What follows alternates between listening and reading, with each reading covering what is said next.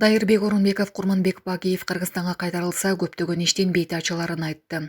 Президенттин маалымат саясатынын жетекчиси Дайырбек Орунбеков Facebook баракчасы аркылуу Максим Багиевге таандык болгон компания мамлекетке кайтарылганын билдирди. Ал бул иштин бети Алексей Шишовдун көрсөтмөсү менен ачылганын белгилеп, эгер Курманбек Багиев Кыргызстанга кайтарылса да, дал ушундай иштердин бети ачылмактыгын айтты.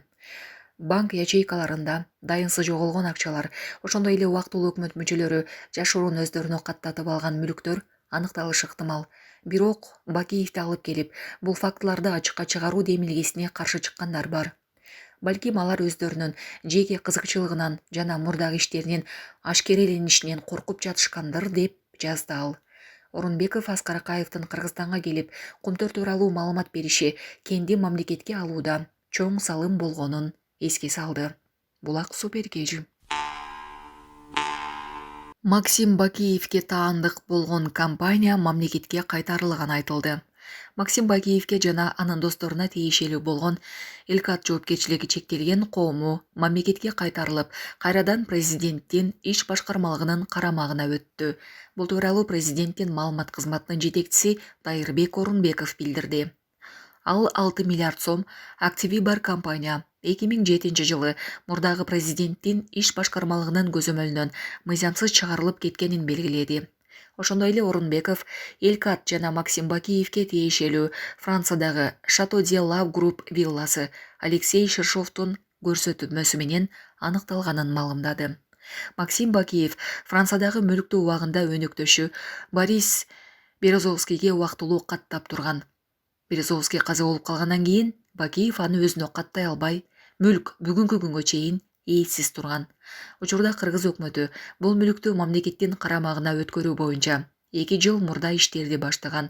Бул ишти юстиция министри Аяз Байытов жетектөөдө. 2010 жылдан кийин дайынсыз жоголгон, мыйзамсыз басып алынган же таланып кеткен мүлктөр дагы деле болушу мүмкүн. Элкат жана Франциядагы кымбат баалуу мүлк боюнча маалыматтар бир гана Шишовдун көрсөтмөсү менен ачылды. Демек дагы башка жашыруун активдер жана мыйзамсыз чыгарылган байлыктар аныкталышы мүмкүн, деп жазды ал Facebook баракчасына.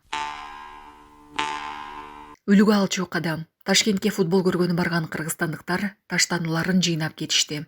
Кече 20 мартта Ташкентте өткөн Өзбекстан менен Кыргызстандын футбол боюнча курамаларынын беттешинен кийин оюнга барган кыргызстандык күйөрмандар стадиондогу өздөрү отурган жерлерди жыйнап, таштандыларын алып чыгып кетишти. Бул туурасында социалдык баракчалардан Азамат Апсаттаров билдирип, үлгү алчу видео менен бөлүшкөн. Анда калпак кийген кыргыз уландары жана кыздары таштандыларды чогултуп, айланасын тазалап жүргөнүн көрүүгө болот. Беле кетсек, кечээ 20 мартта дүйнө чемпиондугуна тандап алуу оюндарынын алкагында футбол боюнча Кыргыз улуттук курамасы Өзбекстан менен беттешкен. Көп балалуу келиндин үйүнүн эшигине өлтүрөм деп жазып кеткен жазган адамдын аты аталууда.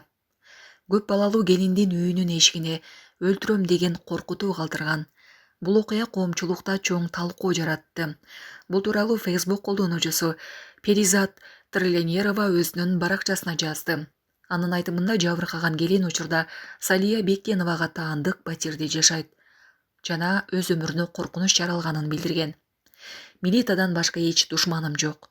Мени ачык коркуткан дагы башка эч ким жок. Шек санай турган жалгыз адам ушул. Буга качан көңүл бурулат? Сөзсүз бир кылмыш болгондон кийинби? 102-ге чалсак биз барбайбыз. Өзүң кел деп коюшуптур, деп жазган Перизат Тырленерова. Учурда бул коркутуу боюнча укук коргоо органдары расмий билдирүү бере элек. Окуянын чоо жайын тактоо үчүн тиешелүү органдарга кайрылуу зарылчылыгы жаралууда. 13-квартира 12, 13. Бул мен жашап аткан квартира. 2025 жыл 21 март Норуз. Мен балдарымы эшикке алып чыгып ойнотуп келейин деп бир аз ал жер жаныбыздагы паркка чыкканбыз. Келсек моундай кагаз бар экен. Аны кармап турсаң бактына. Кагазды коюп барам. Ичинде ак кагаз бар экен. Убью деп жазып коюптур.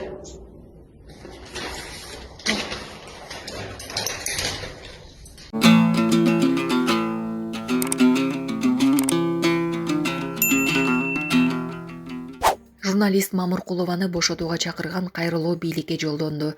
Кыргызстандагы укук коргоочу, активист, журналисттер 21 мартта президент Садыр Жапаров, УКМК төрагасы Камчыбек Ташиев, ички иштер министри Уланбек Ниязбековго ачык кайрылуу жолдошту. 60тан ашуун кишинин аты жөнү жазылган кайрылууда 20 мартта камалган журналист, активист Канышай Мамыркулованы бошотуу чакырыгы жазылган.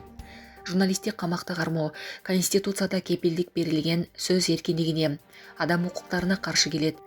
Анын үстүнө анын саламаттыгы абдан кууп табылды. Рас, Мамыркулова айрым учурда ачуу сындайт, бирок анын мамлекетке зыян келтире турган башаламандык уюштуруу боюнча кыянат ою болбогондугун элибиз көрүп, билип турат деп жазылган анда. Кайрылуу ээлери эгер мыйзам алкагында кандайдыр бир чекилик кеткен болсо, жалгызбой энени үй камагына чыгарып, териштирүү иштерин жүргүзсө болот деп белгилешкен. 49 жаштагы Канышай Мамыркулованы үйүнөн милиция кармап кеткени 20 мартта белгилүү болгон. Жакындары милиция кызматкерлери кардар катары анын үйүнө барып, күч менен алып кетишкенин айтышкан. Кийинчерээк адвокат Нурбек Сыдыков Мамыркулова 48 саатка камакка алынганын Азаттыкка кабарлаган. Ички иштер министрлиги Канышай Мамыркулова массалык башаламандыкка чакырыкка жана улут аралык кастыкка шектелип кармалганы тууралуу маалыматты ушул күнү түнү таратты.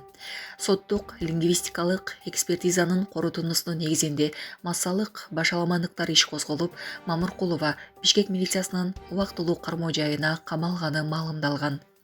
Буга чейин бир катар маалымат каражаттарына иштеген Мамыркулова соңку жылдары эркин журналист катары соц тармактарда активдүү болуп, коомдук саясий окуяларга пикирин билдирип, бийликтин айрым иштерин кескин сындап турган. Анын кармалышына байланыштуу журналисттер, айрым саясатчылар тынчсыздануусун билдирип, соц тармактарда кызуу талкууланууда. Алар журналисттин ден соолугун начар экенин жазышып, үй камагына чыгарууну бийликтен талап кылып жатышат. Бийлик жана күч органдарынын жетекчилери кайрылууларга комментарий бере элек. Булак Азаттык. Быйыл Ош шаарына республикалык бюджеттен 2 миллиард 700 миллион сом бөлүнөт. Бул тууралуу Садыр Жапаров Нооруз майрамы менен кыргызстандыктарды куттуктап жатып билдирди.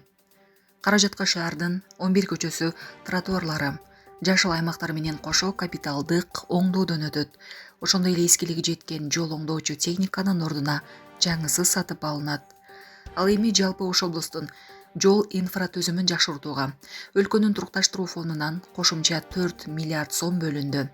Бул каражатка аймактагы 3 стратегиялык автожол Өзгөн, Мырзаки, Каракулжа, Ош Баткен Разаков автожолунун Ноокат Кызылкыя бөлүгү жана Ош Кара Суу автожолу оңдолмокчу, деди өлкө башчы. Быйыл президент Ноорузду Ошто тосту. Жол тескөөчүлөр ооруп жаткан бөөктү ооруканага жеткиришти. Милициянын кайгылуу кызматынын кызматкерлери ооруп жаткан кичинекей баланы ооруканага жеткиришкен. Видеону аталган кызмат соц тармактагы баракчасына жарыялады. Жарандар тарабынан кечки саат 22:30да кайрылуу түшкөн. Кичинекей бала ооруп жатыптыр. Балдар ооруканасына кызматтык унаа менен алып келди, дейт видеодогу жаран. Сокулукта 7 килограмм болуп төрөлгөн Ымыркайдын апасына акчалай сыйлык берилди. Сокулук районунда 7 килограмм болуп төрөлгөн Ымыркайдын үй бүлөсүнө өкүлчүлүк тарабынан белектер берилди. Тагыраагы бүгүн 21 мартта президенттин Чүй облусундагы ыйгарым укуктуу өкүлүнүн атынан өкүлдүн орун басары Гүлмира Кыштобаева Сокулук райондук мамлекеттик администрациясынын башчысы Аким Ильяс Ташкулов Ымыркайга барып белектерин тапшырышты. Белгилей кетсек, Ымыркай 19 март күнү Чүй облусуна караштуу Сокулук районунун жалпы дарыгердик практикалык борборунда кесарево жолу менен жарык дүйнөгө келген. Анын салмагы 7 килограмм 175 грамм, бою 61 сантиметрди түзгөн. Учурда эне баланын абалы жакшы. Байке, менин балам 5 айлык эмне болду? Төлөбөйм. Автобуста коляска үчүн кошумча акы төлөш керекпи? Мэрия маалымат берди. Бишкек мэриясы маалымат таратып, коомдук транспортко түшүүдө баланы колго алып, бала арабасын бүктөп кирүүнү суранды. Урматтуу ата-энелер, сиздерден коомдук транспортко түшүүдө балаңызды колго алып, бала арабасын бүктөп кирүүңүздү суранабыз. Бул башка жүргүнчүлөргө ыңгайлуу шарт түзөт. Эгерде бала арабаны бүктөө мүмкүн эмес болсо, анда ал үчүн да жол акы төлөө зарыл экенин эске алыңыз дешти. Булак Серепкежи.